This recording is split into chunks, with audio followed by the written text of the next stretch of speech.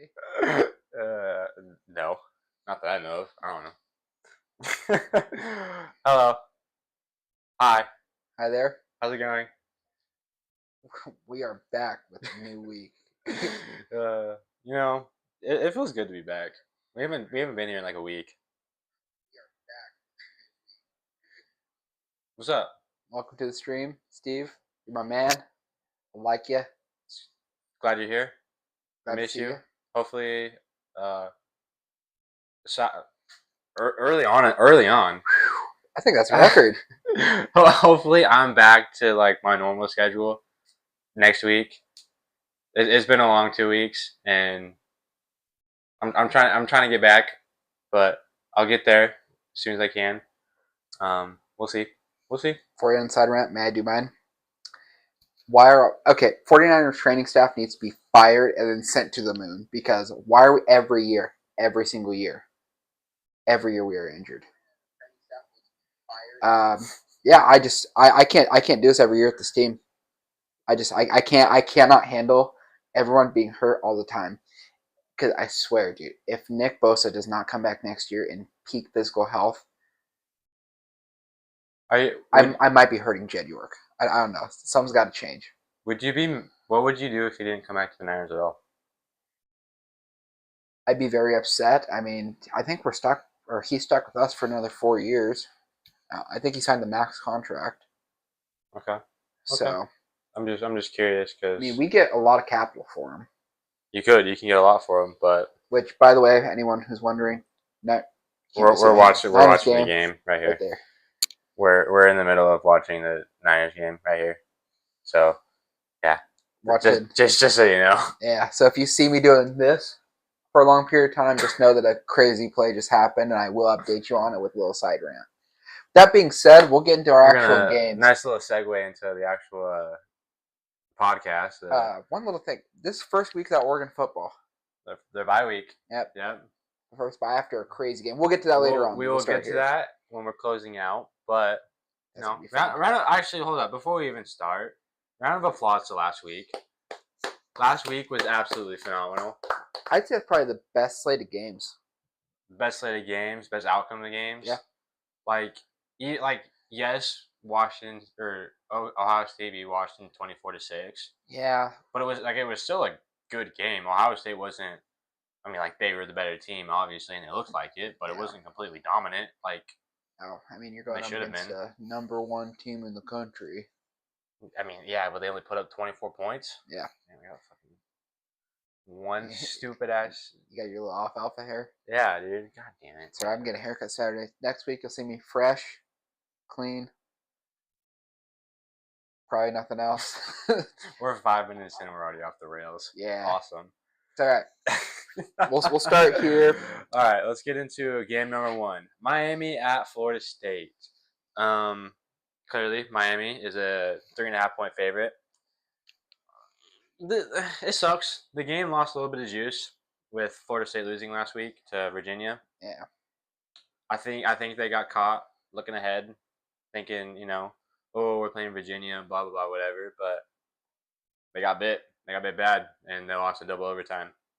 Which, is unfortunate because Florida State's been a good team. Yeah. And we're going to, Saturday, we're going to find out if the Cinderella story is real or not.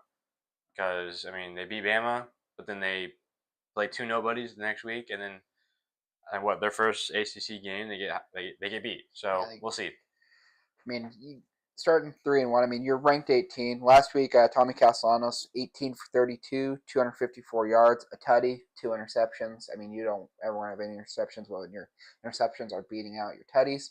Problem. I mean, it was a good game against 24 ranked Virginia, 46-38, losing in overtime, double overtime. They lost in double overtime. I mean, it sucks. I think it hurts more than it doesn't hurt. It just hurts inside Florida State's locker room. Yeah. Because I mean, it's a game they should have won. That was a quiet bus ride home, I guarantee you. A game they could have won, but I mean, Virginia just got the best of them at the time.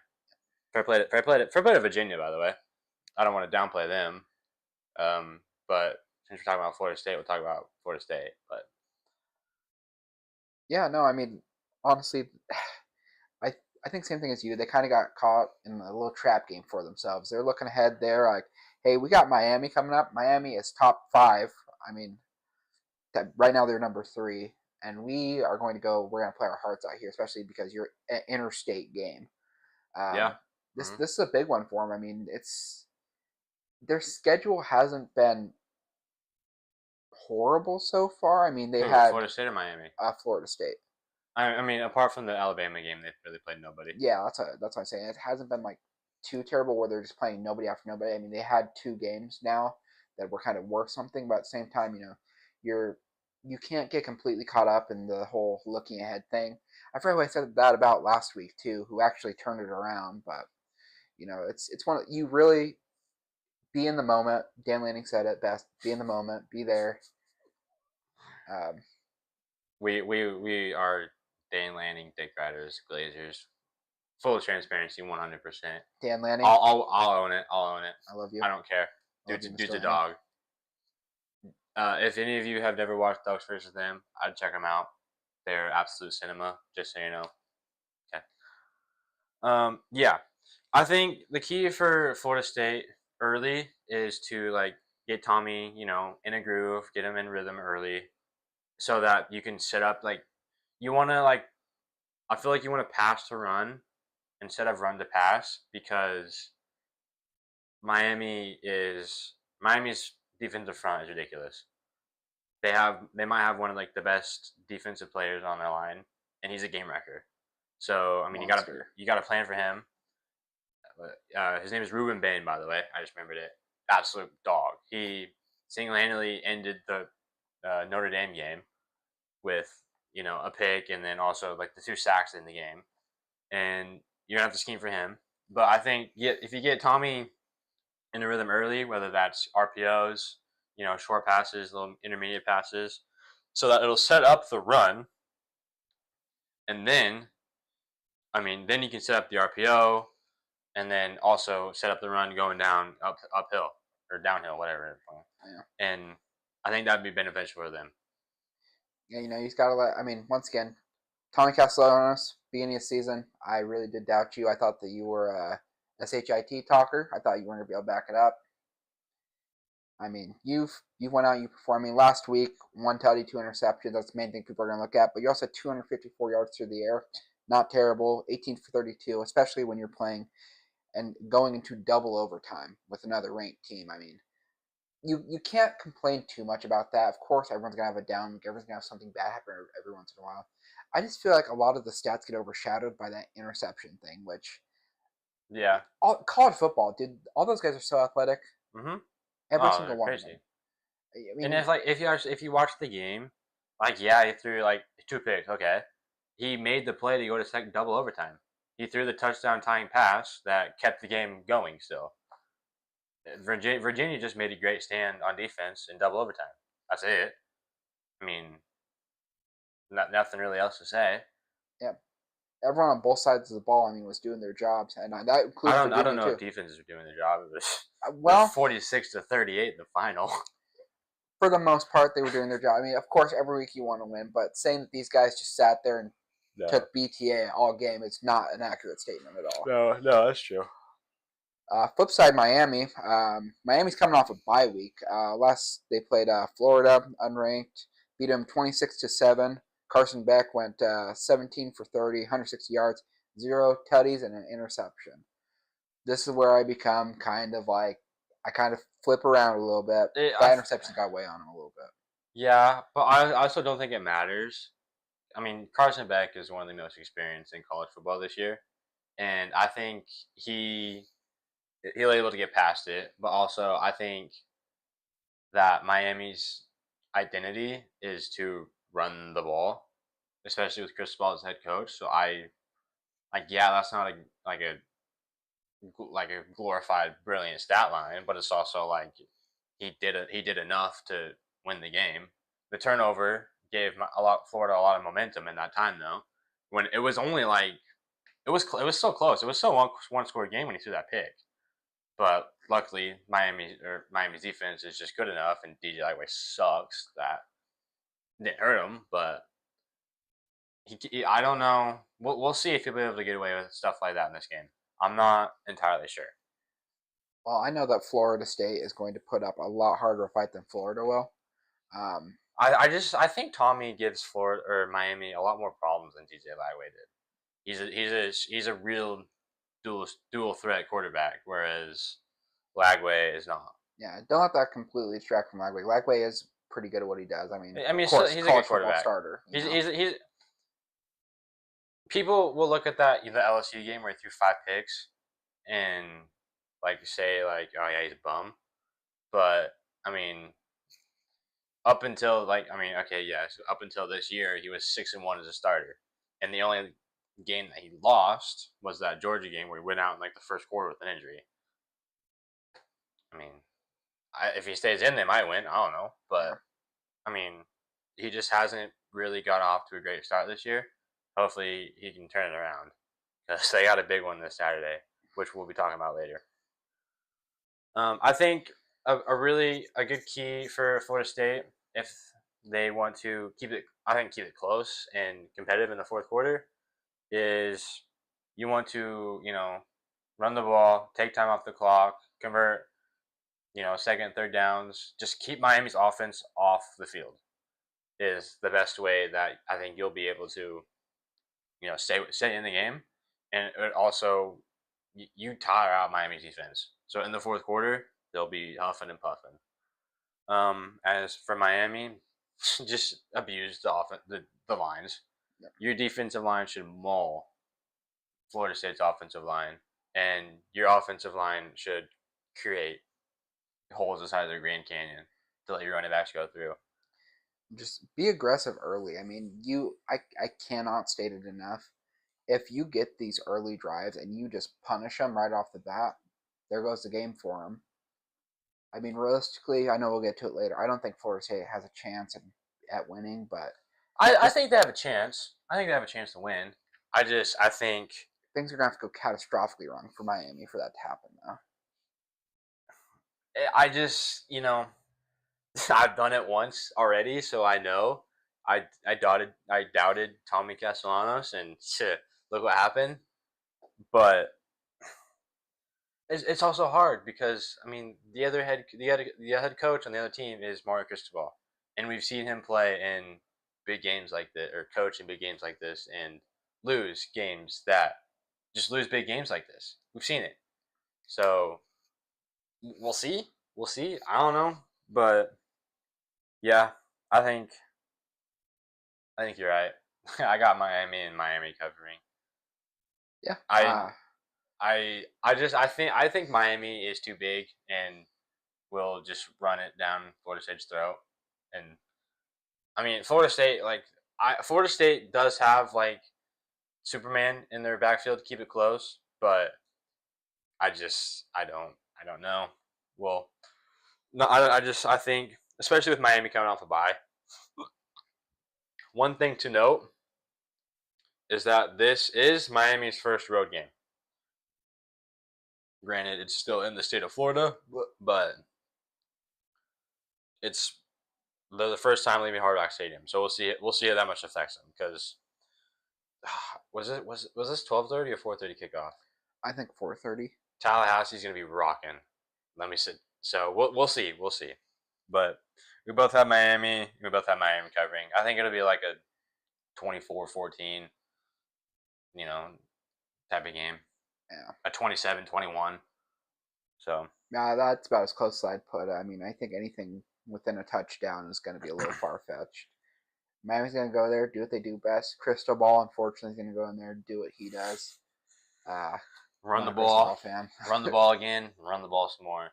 Yeah. And then I mean, if you're Carson Beck, just don't make the play that costs the game. Honestly, is the best way to describe it. Carson Beck, I mean, he'll get his, but as long as he doesn't make the catastrophic play to ruin the game or lose the game, then it should be fine. Game number 2, Mississippi State at Texas Tech. Texas A&M, not Tech. Whoopsies. Yeah, the spread is 17, but I think a lot of people are sleeping on Mississippi State. I really do. Last week they lost to Tennessee 41-34 in overtime. Against the 15th ranked Tennessee, by the way. Which is kind of ridiculous that they're ranked 15th because their only loss is by 3. No. Either it was I think something it's close. 6, Yeah. 6 or 7. They lost to Georgia in overtime. So take with it what you want, but yeah. I mean, this Mississippi State team, they beat, was it 12-10 at the time, Arizona State. Yeah. I mean, it's a good squad, and I think a lot of people are sleeping on them. Yeah, no, I mean, so last week, Blake Shapen went 18 for 29, 180 yards, a tutty, interception, and a overtime loss against a 15th ranked team. But it's hard for me to say anything on this one just because it's like it was a good game in the sense of like they kept it and they brought it to overtime, but the stats just aren't like super exciting on quarterback play. Like my that's how I analyze it. Yeah, but I also think that's partially like they want, as long as your quarterback is like, you know, like competent and okay, that they just want to use him, not sparingly, but like not rest the game on him. They want to like run the ball and then throw him in spots when they need to convert. So I think that's part of the reason, because their running back ran for like 150 yards and 2 touchdowns against Tennessee. So I think that's kind of Mississippi State's identity, is to, they want to kind of run the ball and control. They want to control the line and the clock. So I think that's why the quarterback numbers don't pop entirely all that well. But I could also be wrong. I don't know. Yeah, no, I mean, I feel like if you're Texas A&M, you're not going to come into this game super nervous, but you're also going to remember, like, hey, they put up a great fight against a top 20 team. So just have that in your back pocket. Just remember that, hey, at any time something big can happen. If it's going to be something big, I think it's going to be a big rush. I mean, realistically, we might see something through the air, but I think more than likely we're going to see a big run if anything's going to pop off huge at all. Flip side, we'll go over to Texas A&M. Texas A&M right now ranked 6, 4-0. Marcel Reed, 15 for 22, 207, 0 tutties, interception against Auburn. Auburn's unranked. They got the W, though, 16-10. My notes on this one are super similar to the last one. It's like quarterback play wasn't super exciting. Only not having a touchdown through the airs. I think you can also say like Auburn's defense is like good. Yeah.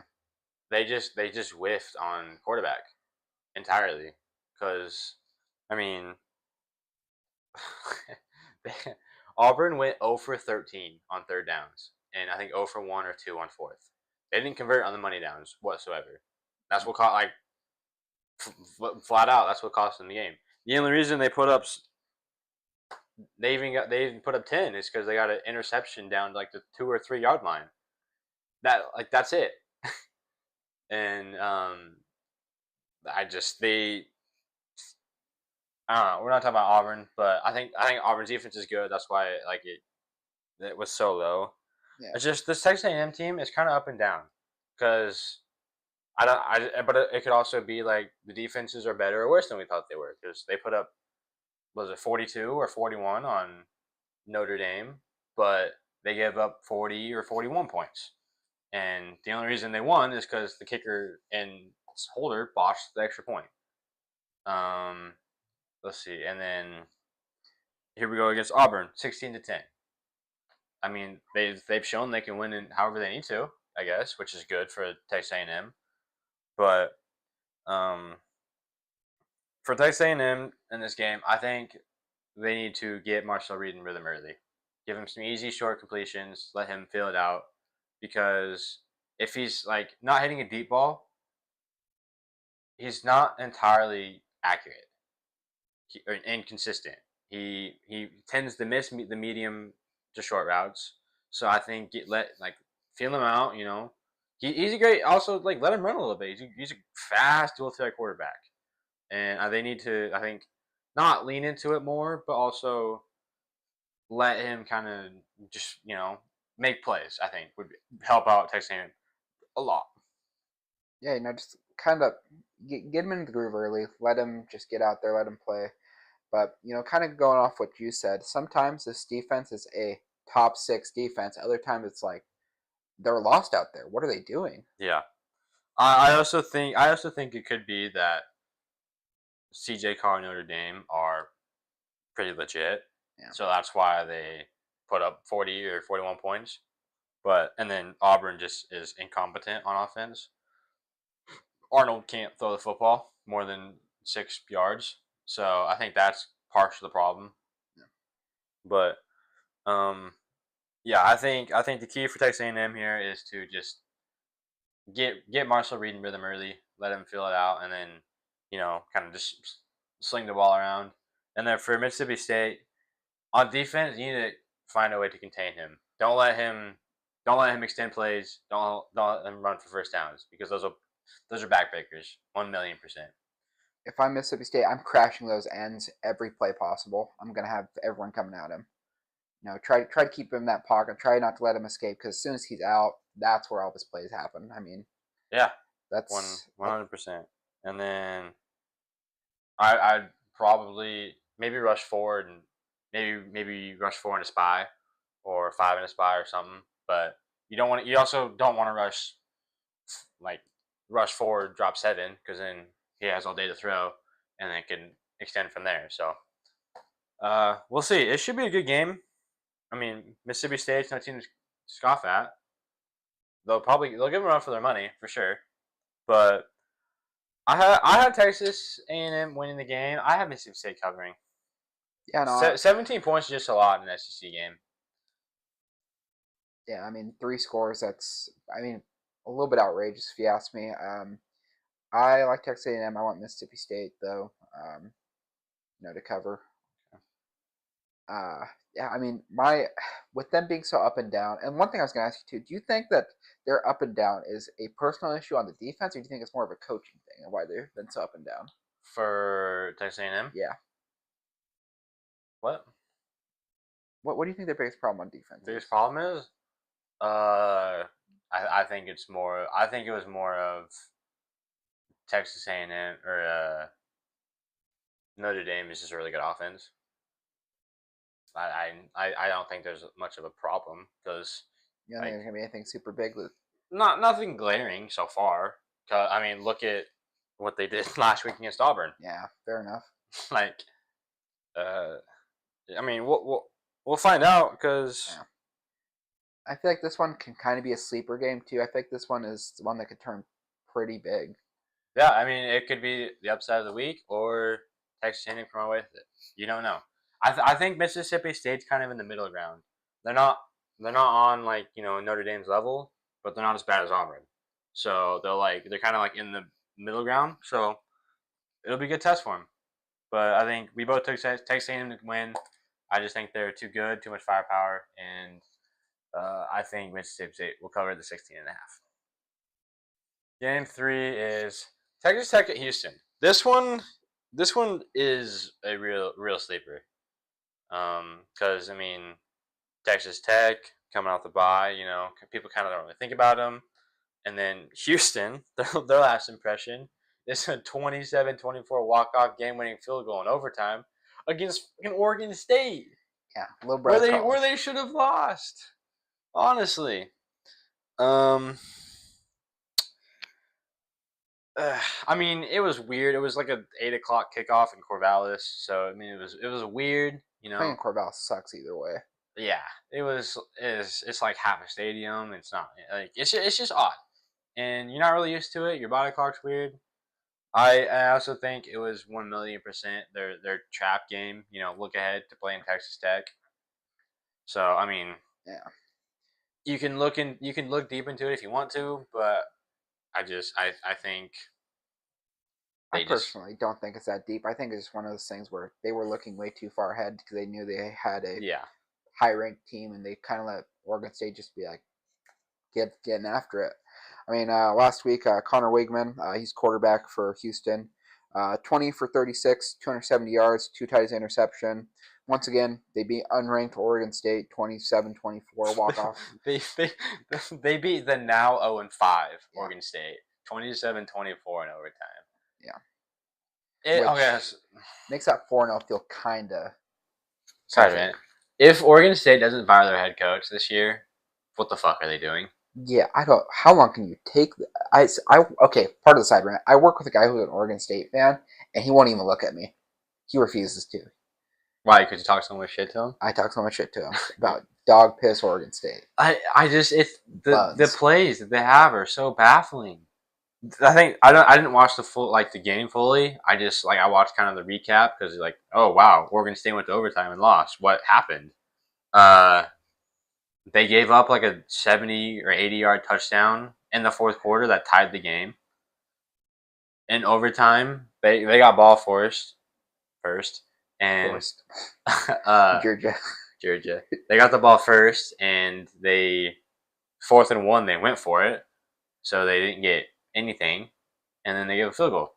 They also, I don't know, Houston might have just made a really good play, but Houston blocked the field goal that would have won Oregon State the game. I don't know if it was a great play on Houston or what, but yeah, I don't know. Corvallis is not doing good right now, and I don't know if it's going to get better. Yeah, and it's even worse for Corvallis too because 3 of their 7 fans were sick last week, so they missed the game. Oh god, it's a good thing we don't have any Oregon State fans in the chat. Or we do, and they're just not saying anything. But oh no, we're getting a long ass message right now. It's gonna be like 3 pages. Oh my god, how dare you talk about Oregon State like this? If I see my address on there, I'll know what happened. we are almost there. We are a few plays away from winning all these games. We're about to hear a knock on that door, and 5 beavers just busted. No, flipping back to Texas Tech though. Texas Tech ranked 11, 4-0 in the season. They looked good. Yeah, they looked good. Coming off a bye week, I mean, I think that was kind of well deserved for him. Last game, Will Hammond, quarterback, he went 13 for 16. He is the backup. Barrymore got hurt. Yep, I will say that. So he finished the game against Utah. Saying that, 13 for 16, 2 tutties, 0 interceptions. Beat Utah, who's unranked, 34-10. Baird Morton, once again, prayers up. He should be starting. I wrote down is Baird Morton healthy? Is he starting? Then I also finished it with does it matter? Because what's the quarterback name? Will Hammond. Will Hammond stepped in and they didn't miss a beat really. Yeah. So I thought about writing down Baird Morton's stats, but if I remember, I think it was sub 100 yards before he was out. I don't know how much he played. It was either early. I actually don't know, honestly. I think he left second, but either way, I mean, he had a couple good quarters in him. Hammond, that is, and yeah, I mean, brought up to a win. I mean, once again, unranked. They bullied Utah around, and that's what Utah's known for is their offensive defensive lines are spectacular and great, and they bullied them straight up, beat them up and down the yard. So, I think that's kind of what'll happen here, honestly. Yeah, unfortunately, I think Texas Tech's going to take this one. I mean, I don't think it's going to make much of a difference either whether you have Will Hammond or Baird Morton, which, honestly, if I am... Why am I forgetting his name now? Head coach, Texas Tech. I don't know. I didn't know I was supposed to look this up. If I'm Texas Tech's head coach? Yeah, if I'm Texas Tech's head coach. Forgot the name. Sorry. My bad. Apologies. Casual ball knowledge over here. Yeah. I'm not going to rush Baird Morton back, realistically. I mean, Will Hammond came in. He filled right into Baird Morton's shoes and just played the game how he should have. I mean, 169 yards, 13 for 16, nearly perfect passer rating, 2 tutties, 0 interceptions. What comments can I make on that are bad? I mean, you're coming off the bench and doing that. I wouldn't rush Baird Morton. Let's say that they're down 3rd or 4th quarter and they really feel like they need this game. Then maybe if he's there, but I wouldn't do that. I wouldn't throw a quarterback into the fire when it's. I like it. I wouldn't do it. I think it's fun.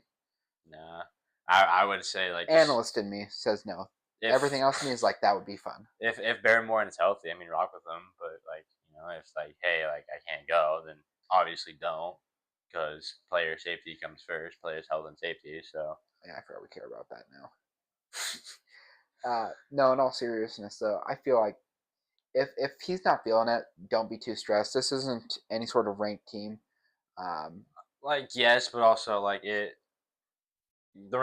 throughout the rankings, like it's Big 12 play, and the Big 12 is, I mean, Texas Tech is probably my favorite to win the conference, but like also the Big 12 is literally like a circus of game. You could literally throw a dart at a team and they have a chance to win it. Yeah. So I mean, you kind of want to go as far as you can without losing to stay ahead of the curve and not fall behind. So, I mean, either way, though, once again, don't rush anything. Will Hammond proved that he can go out there, he can play ball how he should. Don't also use this as like a look forward game too, but just find a good middle ground for yourself. Find something where like, yeah, we're gonna get the game done. Don't expect anything spectacular this week from him. Don't expect him to just be an absolute blowout. I I like Texas Tech, and I'm kind of leaning towards a Houston cover. Weirdly enough, I don't know why. I'm kind of leaning towards it. you gonna take it? Are you gonna take it? Yeah. I'll pick against you. I'm gonna take Houston to cover. You don't even know what I'm gonna pick yet. I feel like I knew. Maybe I'm wrong. Maybe I'm wrong. Let's hear it. I want to hear what you have to say. Well, I think it really comes down to two things. Uh, the rush defense and rushing the passer for Texas Tech. That's where they spent all their money, and it looks great. Did you okay? Where do where does Houston rank in protecting their quarterback? There are 136 teams in college football, by the way.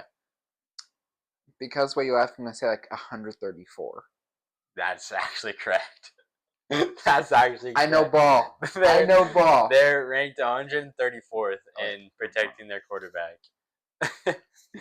I know ball. It's not good. It is not good. He's Connor Wakeman is pressured all the time, which feeds into the strength of Texas Tech. So it might be a long night for Connor Wakeman. I think if Houston really wants a chance to win this game, they need to actually keep Connor Wakeman, upright and be able to keep Texas Tech on the sideline. Because as long as you're not scooping and scoring or giving away pick sixes, if their offense is on the sideline, they can't score. So I like Texas Tech. I think their defense is legit and Houston will struggle to score. So I like Texas Tech to cover. Side rant without changing the screen. Niners are up 14-0. Second quarter, 6:07 left. 6-7. Sorry, I had to throw that one in there. Go Niners. Big Niners fan here. Maybe we should throw in like a Thursday night football little.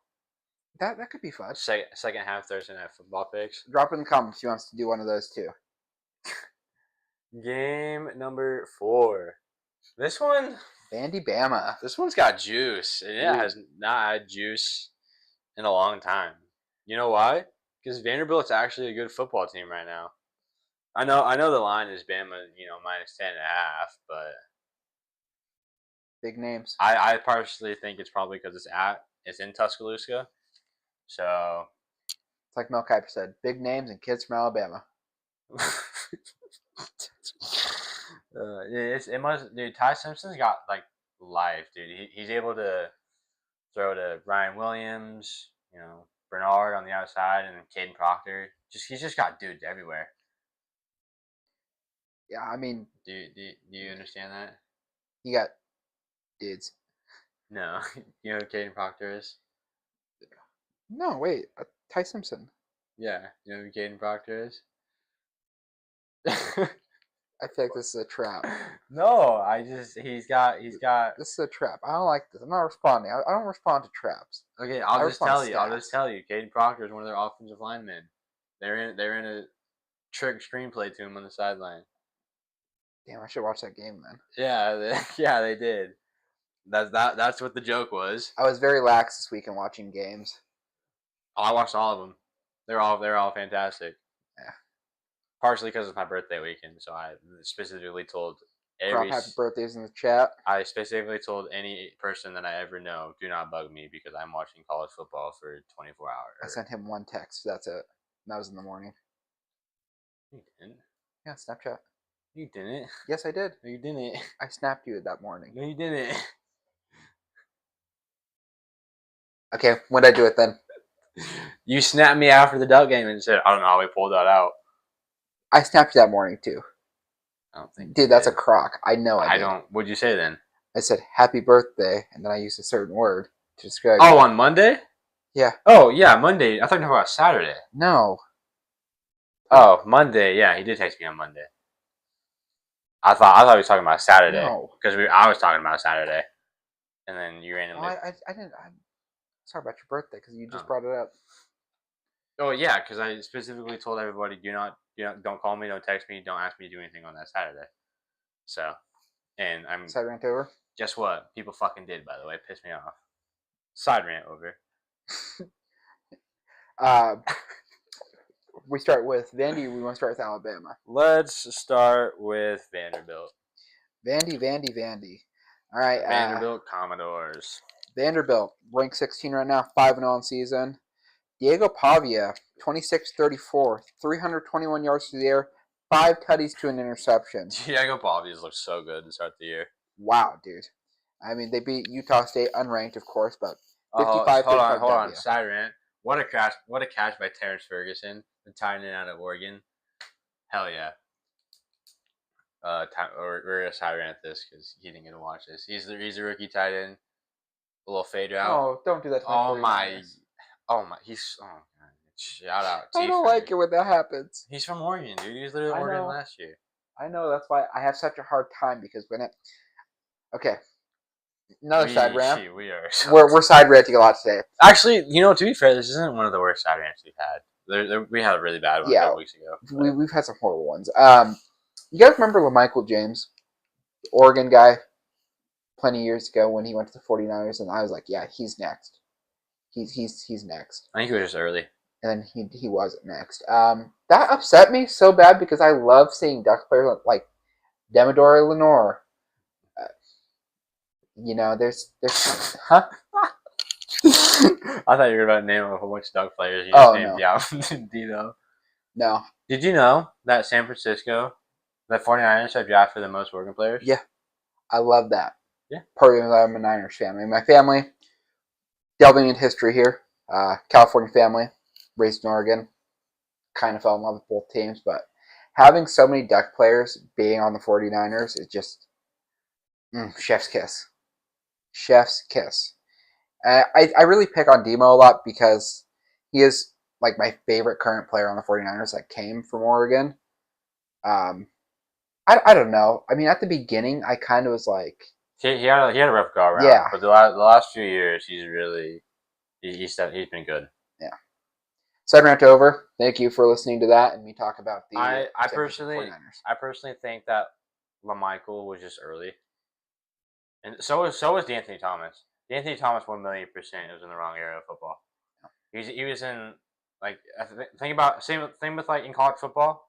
I think it's D'Anthony Thomas and Johnny Manziel. Yeah. Especially and imagine how much imagine how much money Johnny Manziel would be making right now. How much football Johnny Manziel did? Like Johnny football himself. Oh my!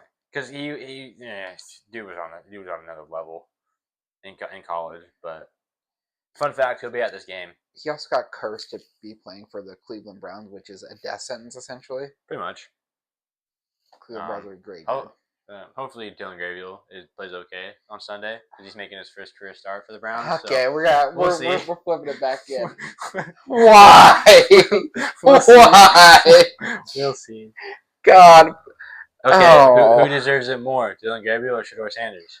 Dylan Gabriel, of course, but Did you see Shedor's response oh God, what a fucking crybaby! to DG being named the starter? God, what a crybaby. Okay, I hate the Sanders already. Made that clear week 0. Actually, that might have been one of the first things I ever said on this was I do not like the Sanders Week 0, family. your time's done. You're Yeah. stuck, like you put up or shut up. Yeah. So you said, what are they, like 2 and 3 now? Yeah. By the way, I was right. I know ball once again. They let one slip away last week against BYU. By the way, they did. They did. All I'm saying to the Sanders family, I've got a certain finger I'd like to show you directly. Do it. I was joking. No. I don't know. I mean, I don't know. Is it kind of overblown? Yeah. Is it a little unprofessional and kind of was it Childish? childish in his part? Yeah. Yeah. I mean, analyst in me is like, yes, I get it. He wants his chance too. He wants his chance too, but also, like he went 14-12, and almost won the Alamo Bowl at Colorado. I mean, I don't get it. They went 3-9 their first year. I like what like yeah he's Yeah. I mean like he can make special throws, but he also took the most sacks the 2 years he was at Colorado. Yeah. Because he holds on to the ball too long, and I know he I feel like he thinks he holds too much power. Yeah, I think he To thinks where he's he a really lot better doesn't. than he is. He voicing these opinions and doing all this and that. It's not helping your case whatsoever. You don't see Dylan Gabriel going in and just demanding to play right off. No, Dylan Gabriel is humble. Telling you don't see anybody going to these teams and be like, hey, don't draft me because I don't want to sit behind this player. Why? And I know, like, if the Ravens would have drafted LeVar, he would be starting right now. You don't know that. You don't know that if he was drafted. You don't know anything. I don't know anything.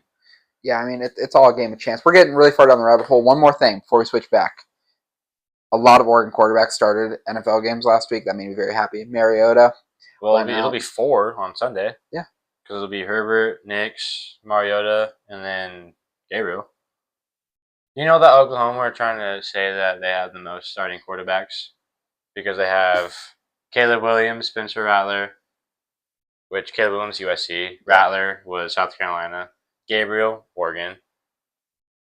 I'll give them Baker 3. They give Baker, Kyler, and Jalen Hurts, which can flip flop between Oklahoma or Alabama. Yeah. So I mean, I don't know. I don't think Oklahoma can take Caleb Williams. He started like 6 games for them. Yeah. He won his Heisman at USC. Yeah. So the USC player, as far as I'm concerned, he's like Sammy Sleeve, Sam Darnold. Sam Darn, the Darnold man. You've seen ghosts. Yeah. Anyway, let's get back to the fucking game. Back to thing after that very long side ramp. All right, let's talk about some Bama now. You guys like Bama football? So I read a stat when I was doing the research on this. Do you know that the quarterback for Alabama, Ty Simpson, has 1,100 yards on the season and no interceptions? He is one of, I think, 4 quarterbacks doing that right now. There's a guy from UConn. There's a guy from North Texas. And God, what was the third one? There's 4 of them. I know. He knows 3 of them at least. I know. Look, dude. I know ball. I know at least 3 of the players. He knows 3/4 of the ball. Yeah, I know 3/4 of the ball. He's just accurate. Yeah. And the difference from the last 3 games versus week 1 against FSU is he actually has time to throw the football. He didn't have time against Florida State, and I mean it's not like they didn't lose because of him. He didn't do anything horrible. He didn't have time to throw the football, and I think they've also changed how they're lining up. Specifically, Ryan Williams. He is lining up on the outside and actually taking the deep shot instead of in the slot and running slants, posts, and actually getting hit by the corners and safeties. I mean, I think they learned after he was taken out with concussion. So Yeah. I think that's what's changed it a lot. Keep your valuable players valuable. It's weird to think that we're now in the era where guys are playing college ball who are younger than us. It's so weird to think about to me. Oh, there was someone. Oh, I think I'm older. They put Oregon basketball on Instagram posted like oh, this is my first day of blah blah blah, and they said their age, and I'm older than all of them. I think except for Nate Biddle. It's like, good, jeez. Yeah. Yeah, dude, it sucks. It's horrible. I hate it. Yeah. Because I look at them and they're making millions of dollars, and I'm sitting here in my living room making a podcast to like 4 people. We're both here. We're both living the dream. Yeah. No, back to ball though. After that depressing side. After that, I couldn't think of a good transition. Right now, Bama ranked 10, 3-1 on the season. They've looked a lot better since that Florida State loss. Ty Simpson last week, 24 for 38, 276 yards, 2 tutties, 0 interceptions. Beat number 12 Georgia. I mean, 21-24. They beat like I think number 3 or 4 Georgia at the time. Though. Yeah, number 3 or 4 right now. They're anyway. But either way, top team in the country. I mean, realistically at the time. So, yeah, I mean that stat right there, that really caught me off guard when I first saw it because it was around the same time I was getting ready for the podcast. So every week I do this Thursday during my lunch break at work, just to make sure I have the most accurate stuff. And I was scrolling through Instagram. I saw Bleacher Report had that, and I was like, "There's no way." I hope you didn't get got. I really hope I didn't. By the Bleacher Reporter account. I don't think so because it seemed a little too realistic. And thinking back on it now, I can't think of every time we've covered Bama of any interceptions. Yeah, I think the only game would have been Georgia or Florida State. Yeah, but and I don't see it. I don't think I saw one either. So, which really changes a lot of what I thought about this week. Because coming in this, I'm like, yeah, Vandy's gonna put up like a really good fight. I still think they will. Yeah, I mean, as long as they have Diego Pavia on that, he's like a I don't even know how to describe him. He's like a shorter, more outgoing, talkative Haynes King. He'll run the ball 20 times if he has to. He'll put his body on the line. Diego Pavia is a dude. He's a dog. Yeah, no, I mean, I like Bama a lot more for this now that I've seen that stat because seeing that makes me realize how collected he is being a quarterback, how calm he is back there. It's something that you kind of take for granted when you do this so often, where you're kind of like, oh yeah, intersections are expected. Then you see a stat like that, you're like, whoa, is there something that I was maybe missing this whole time? Something that I just didn't catch for some reason? Weird, what the camera just do? Why does my phone have to do stupid shit, dude?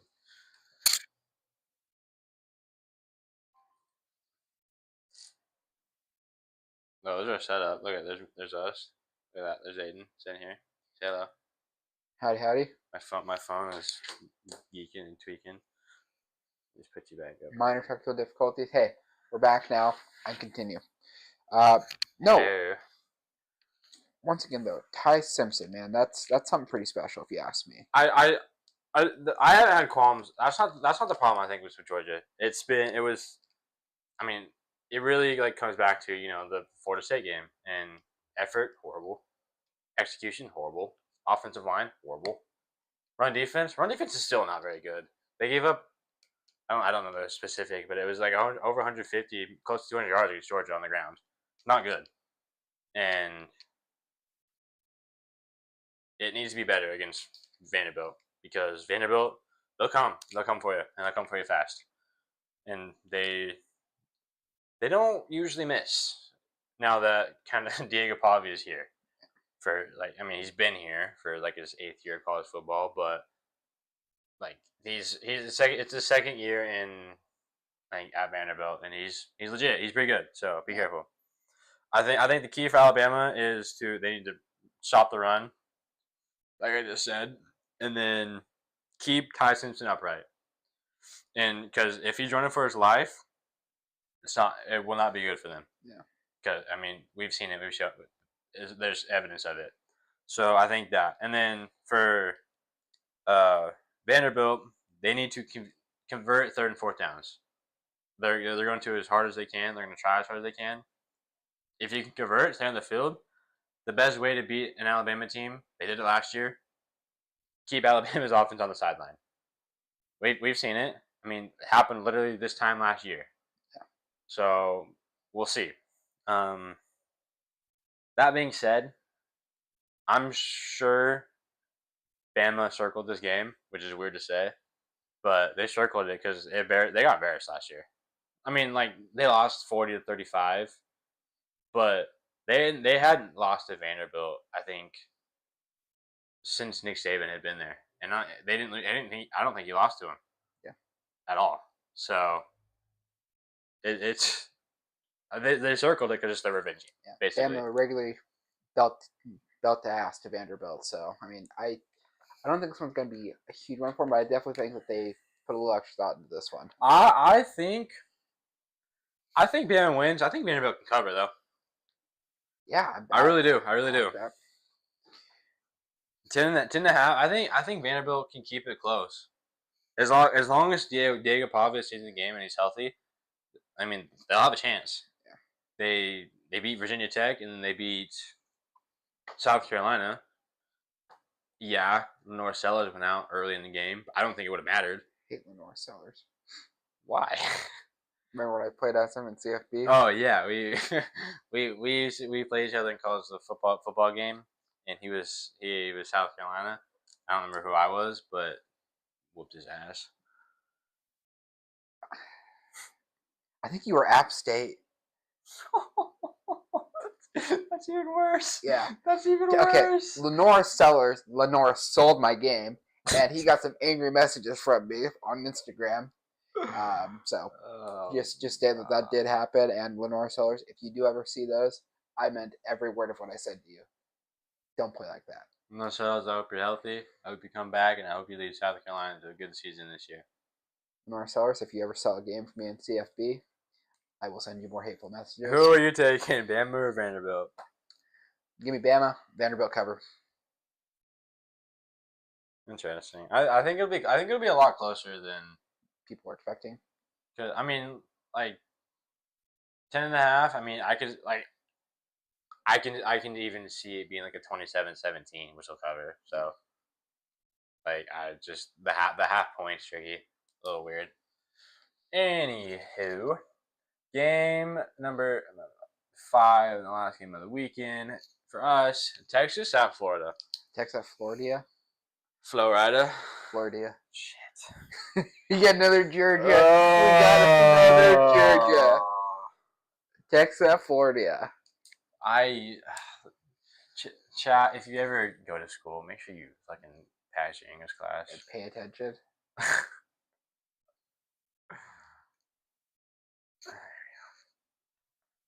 Good as new. Good as fucking new. Big The new Georgia. Texas at Florida. I proofread it too, and I read it, and it was still wrong. Yeah. Good God. Well, let's start out with Florida. Right now they're unranked, 1-3 on the season. They're having a rough time. Yeah. I think the bye came in a good time, so they can regroup and kind of get themselves together after this disappointing. I think they should have at least. I mean, they could have started the year 3-1. I mean, they could have even 4-0 because their defense is legit. Yeah. The offense just hasn't taken the strides that most people thought it would. DJ Lagway has not looked like how he ended the year last year, and very cold start. Yeah, they let the games get away from them, and it's showing. That's why they're 1-3. So we'll see. We'll see what the bye did for him. We'll see what the bye did for DJ. He was able to kind of regroup and get some composure, and yeah. Hopefully the offense comes out guns a-blazing because they need to. Having 2 weeks to sit there and think about you going 12 for 23 for 61 yards and 0 tutties, 0 interceptions. I wonder how much it's going to wear on going in. Well, having Texas come into play you. Texas also coming off a bye week, which good prep time for both of them. I mean, Florida really needed that though. Florida has they haven't played up to what they should be. That defense, as he stated, is great. That offense It's needs what's to kept find them. their It's footing. what kept them in games. Yeah. I mean, that offense needs to find its footing, and they need to find it quick. yeah, because Texas defense is legit. Yeah, if you keep playing, if that offense keeps playing that bad, you're gonna have a really really bad time against Texas. Yeah, the Texas defense probably top 3 in all of college football. Yeah, especially since LSU's kind of dipped a little bit, but you know, I digress.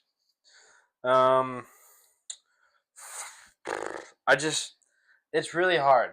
I really hope the offense kind of can figure something out. I don't know how they're gonna score.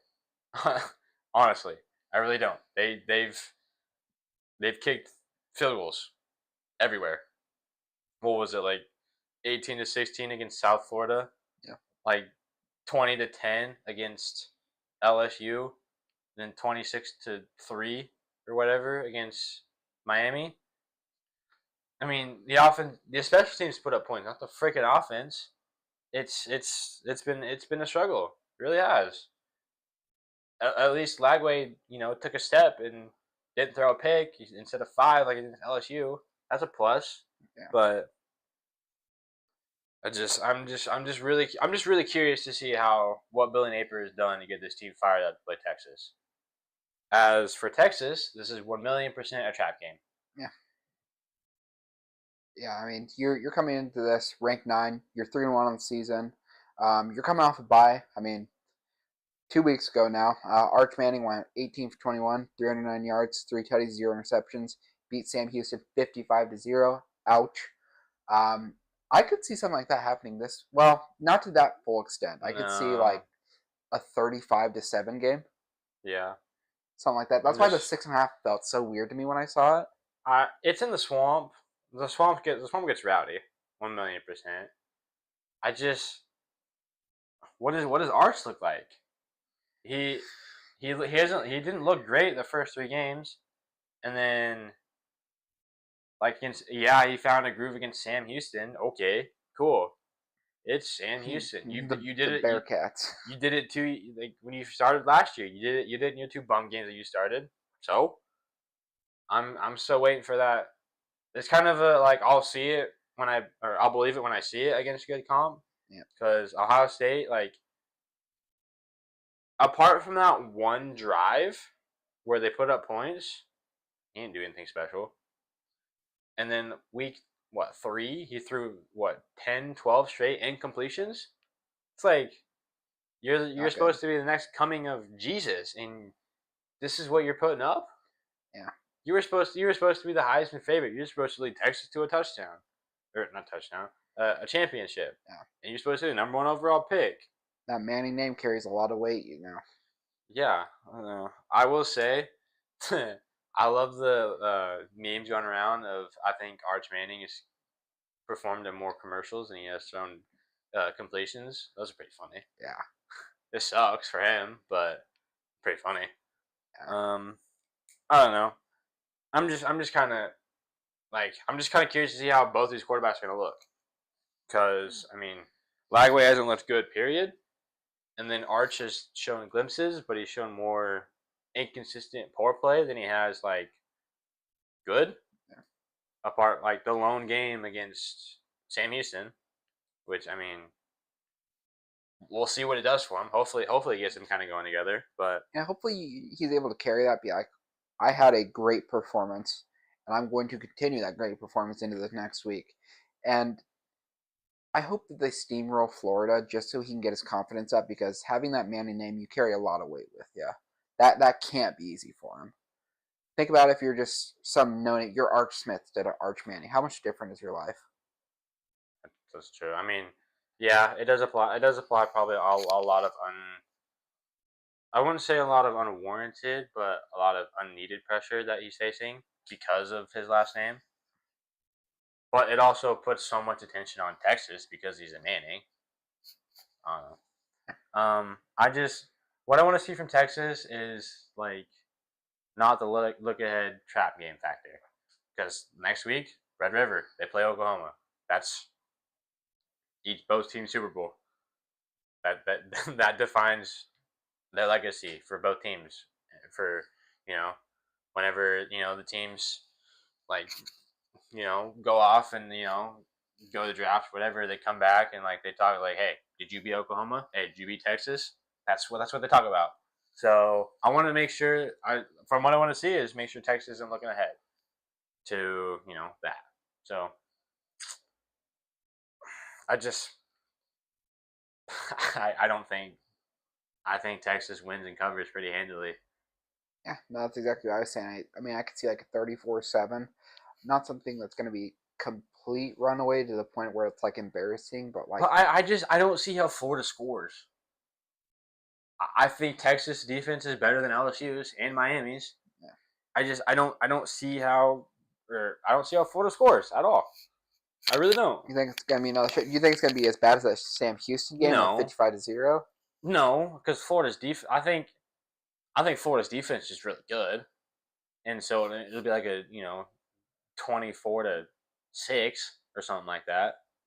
But I don't think Texas will run away with it by all means, but I also don't think Florida will be able to win in a shootout either, unless they have the Lagway comes out guns blazing and absolutely tears it up. But I think Texas wins it like 21-6, 24-9 or something like that. I don't know how Florida puts up touchdowns at all. Yeah, no, I mean, if I'm that quarterback's coach, I'm going to have a pretty good sit down with Lagway this week. I'm going to go, hey man, we're going to need a lot out of you. We're going to need you to play your best because I wouldn't even say that. I'd say with the whole offensive line, receivers, running backs, like, hey, defense has been carrying us. Yeah. They gave up 18 points. The defense only gave up 13 points against LSU, and the defense. I don't remember exactly because it was a while ago, like 2 weeks ago or 3 weeks ago. But against Miami, it was. I want to say it was like 13-6 or something, deep in the third quarter when Florida had the ball. They just couldn't convert. So I mean, the defense has kept them in games. They just the offense can't do anything, and then the defense gets put in terrible positions, or it's rough. So that's why it's 17-7 at halftime, and the Niners are winning. He's just giddy. But yeah, we both like Texas, and we both like Texas to cover pretty handily. Hopefully we're right because last week, wow. This is it's a trend now. It really is. We're bad at picking these. Yeah. Okay, so we have a theory. We talked this over right before the stream started. We're gonna start betting against the Ducks every single time. Not even that. If you're like if you're on FanDuel and you can still sponsor us, by the way, you're looking at our our bets. Probably just fade us because. Okay, let's just break it down real quick. Yeah, we're already done. So game 1 we talked about last week was USC and Illinois. USC was a 6.5 point favorite. We both took USC and USC to cover because Illinois had been absolutely trounced and embarrassed against Indiana the week prior. Yeah, Illinois won outright, 34-32 on a walk-off field goal. Thanks. Thank you very much. Game number 2 we talked about. LSU at Ole Miss. Ole Miss was a 1.5 point favorite. People know more than we do because Ole Miss won it outright. And we both took LSU and LSU to cover. Fuck. He got lucky on this one. 1,000,000%. Dude, I know ball. I have skills. I know what I'm doing. Because we talked about the Auburn, Texas A&M. We both okay. Actually, he went perfect. I missed one. We both took Texas A&M. to win the game. He took Auburn to cover. I took A&M to cover by a fucking half a point. Because the spread was 6.5. Texas A&M won by 6. You got lucky. Can I say, man? You got lucky. I'm good like that. Good like that. Yeah. Just don't ask me for anything else. That is my one of the year that is truly good. I'm sad I wasted it this early. Oh my! This was fade us 1,000,000%. 1,000%. I would fade us. We're ready for anything. Yep. Game 4 was Ohio State at Washington. The spread was Ohio State 7.5. We both took Ohio State to win. Props. That was correct. We took Washington to cover. It was 24-6 Ohio State. I'm pretty sure last I checked, 18 is greater than 7.5. So just by like a little bit. It's fine. We missed on that one. Oh my god. Game number 5. It's Alabama at Georgia. Wow, dude. The spread was Georgia minus 3.5. We both took Georgia to win and to cover. Alabama won at 24-21. So yeah, we were a little wrong. That one was rough. Hey, we fessed up to it. Actually, this is a pretty good sports betting idea from Aiden. Whenever we pick, do the exact opposite, and you are almost guaranteed to win. That's called fading the picks. That's what I've literally been saying. I know that. I'm just reading. Why is it great? Why is it great ideas by Aiden if I've been already saying it? Because I want to coin it myself. I do a great ideas by Aiden every week. This week. You don't? Yeah, I do. You don't? Yeah, last week. What was last week's? Big Penn State. Well, how'd that work out for you? I'll tell you how it worked out. Our last game we talked about Oregon at Penn State. Penn State was favored by 3.5 points. We both put Penn State to win the game. Oregon to cover. Oregon did cover because they won flat out 30-24. What do you know? Great time to be alive. Yeah. It was actually a great time to be alive, honestly. Bad day to be a Penn State fan wearing white. Did you see that picture of the single Ducks fan in the green jersey in that sea of white? Oh yeah, that's brilliant. Oh. Have you watched the Ducks versus them yet? No. Go watch it. I will. It is one of the greatest videos cinematic history I've ever seen in my life. What's it on? YouTube. Have you watched any of them? You know what they are?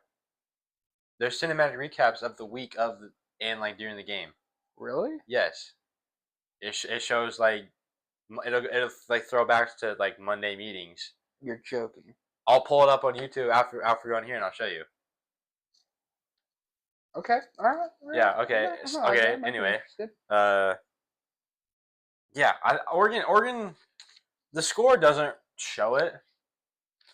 Oregon dominated 3.5 quarters of that game, and like, okay, this is just my opinion. It wasn't entirely close. It was 17-3 halfway or like midway. I guess 10 minutes left in the fourth quarter, which the game's not over, but Oregon dominated up to that point. Penn State had like 66, 67, 68, 69 total yards of offense in the first half. It was like Oregon like it was 3-3 at halftime. Oregon wasn't like, a world beater on offense, but they moved the ball. I mean, just fine, but they couldn't convert or didn't finish. And then Penn State, went on a huge run. They scored the last 14 points in regulation. They tie the game with about 30 seconds left. I will say, apart from their first touchdown, which they got the ball with about 12 minutes left, and they scored a touchdown with about 10. I think it took them like 5 plays to go 70 yards, 75 yards. Apart from that drive, they earned everything. Yeah. Even they got. I want to say they got for their second touchdown, they got the ball with about I want to say like maybe eight minutes left, maybe 6, and then they had to drive the whole way down the field, and they scored with 30 seconds left. It was just a great. It was just a really good football game. I mean, Penn State they got smacked in the mouth early. They responded late, and then uh, I would like to shout them out though for rallying at the end. what? All the Ducks guys, the way they ride. Do you see that? Oh, going to the student section. Yeah.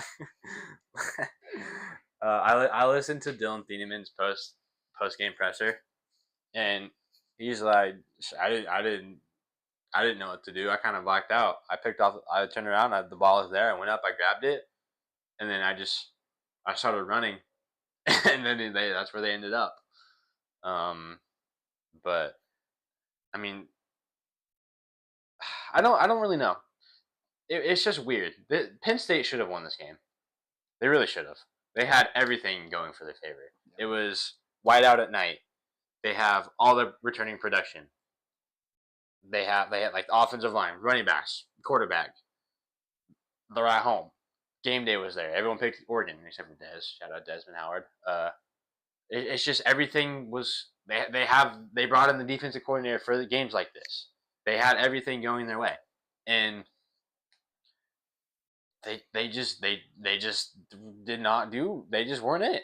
Yeah. I don't really know like how else to explain it. It's just and not Penn State's still a good football team, and it showed. That's why it went to overtime.